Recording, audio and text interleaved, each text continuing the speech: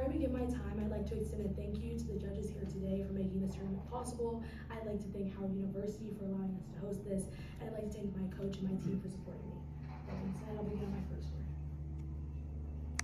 Keep your friends close, but your enemies closer. This famous, iconic quote is important when we look at today's question.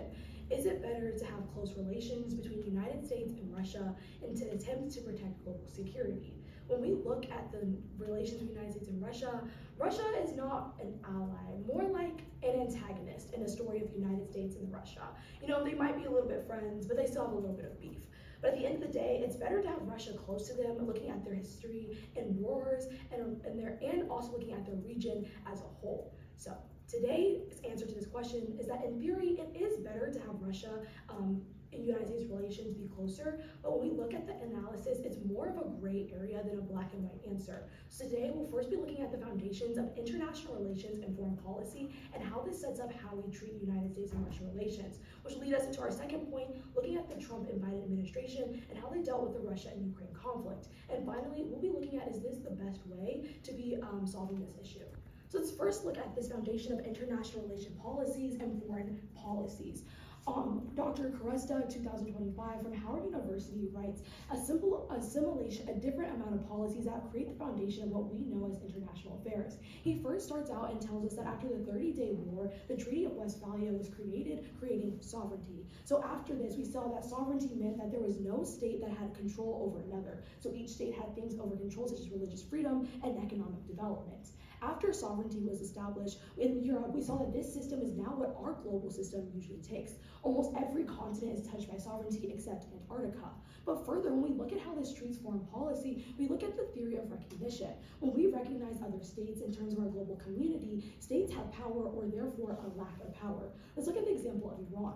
Iran recognizes certain states and does not recognize certain states. In the 2012 Olympics, Iranian boxer got to the final round in the Olympics. However, he unfortunately had to concede because their competitor was not recognized by Iran's government. This is what happens in terms of our global community. When we don't recognize certain states, we have a destabilization of power within our global community. So how does this apply to United States and Russia relations?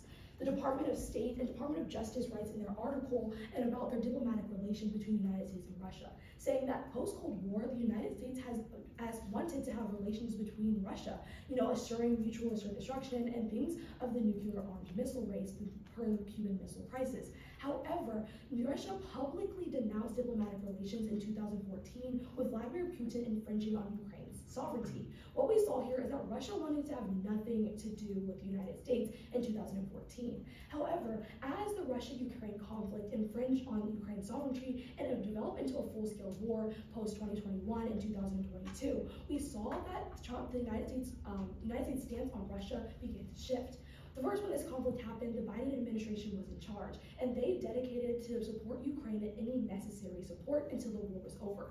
This looked like a series of different things, supporting Ukraine economically and military, but also positioning themselves directly against Russia.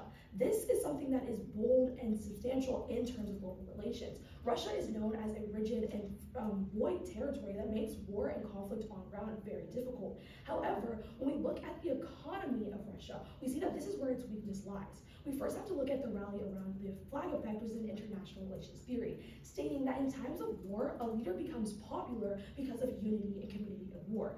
This stipulation has been obsessed by Vladimir Putin, who now has made Russia's economy reliant on war and conflict. So when we look at things like economic relations, the Biden administration decided to put on staggering economic sanctions on Russia in hope to end the war. However, these sanctions have not been consistent. However, once Trump became inaugurated, he claimed that he was going to be increasing these economic sanctions.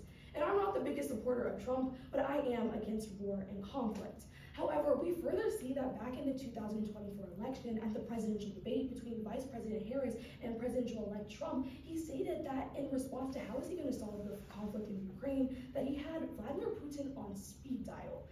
This is where it gets confusing. How do we cooperate with having a dictator on speed dial and was the leader of a democracy? This is where the United States' reputation begins to go on the line.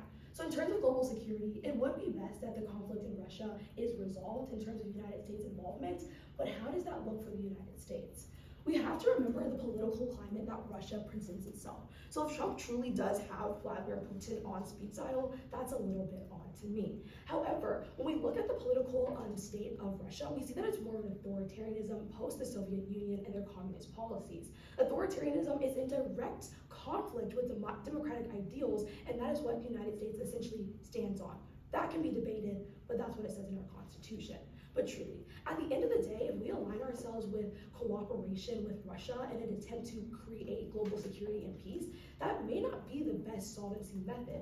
Do we get the ends and what we want at the end? But how we get there is what is messy. So today, let's look at our question again.